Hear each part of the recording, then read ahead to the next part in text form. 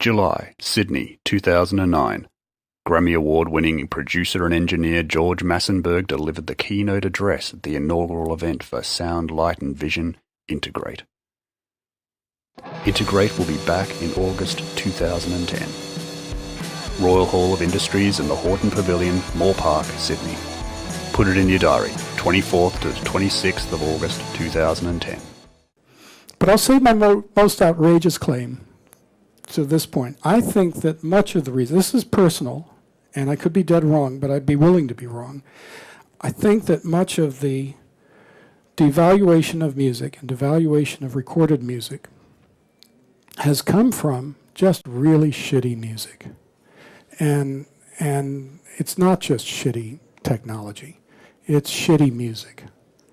And this point was brought forward by Steve Van Zandt in a keynote at South by Southwest last 2 months ago now, where there's not the budgets coming from companies to support really working on tunes and sweating it out and coming up with the next, take your pick, the next great act. And he points out, I'm going to split this presentation into a couple different areas because I want to talk about music as well. But Steve Van Zandt talks about a crisis in craft, where a lot of kids coming into the business don't know how to write songs. Why? Well, they've never written a rock and roll song. Haven't written a rock and roll song because nobody's told them how to do it. We had the benefit of interning, as it were, under people that knew how to do this stuff. Or in the case of Springsteen's band, where they grew up playing clubs at dances, where you had to play a set's full of tunes. Every tune, you had to play every tune and keep them up on the floor dancing 5 sets a night, or you were fired.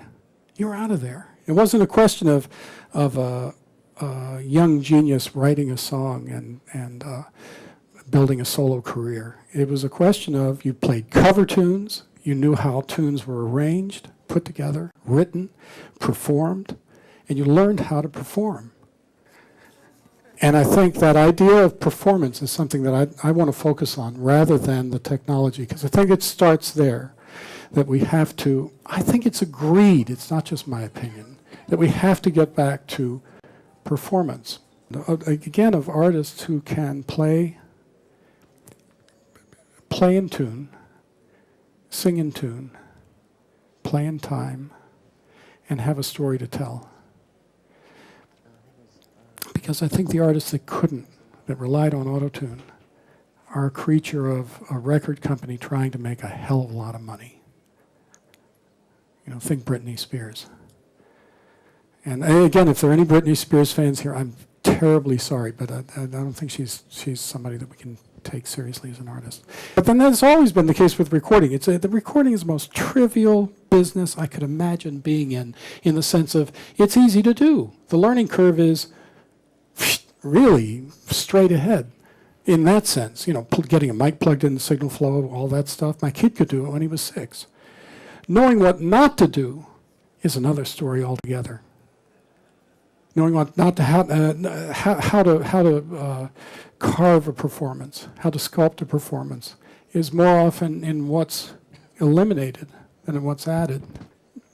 The other component of that is to not be a slave to the click. There were reasons that we started using the click, and I think those reasons have passed for the most part. Musicians that think that they have to lock into a grid for all kinds of music, and that dance music that you want to do to click, and I do, and we use it all the time. But you're not a slave to the click. You can have a performance in the studio that breathes.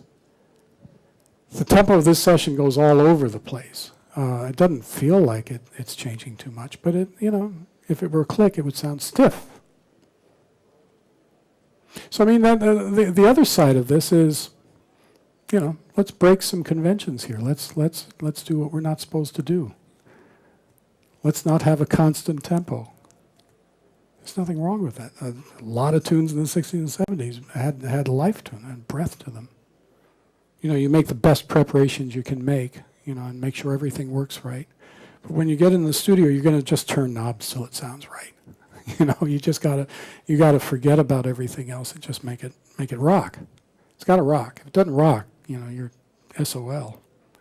The reason I love that so much is that individual parts of that are really important in political ways. You know, having a bluegrass lick played on a choral electric sitar, you know, really pisses Nashville off, and that's important to me.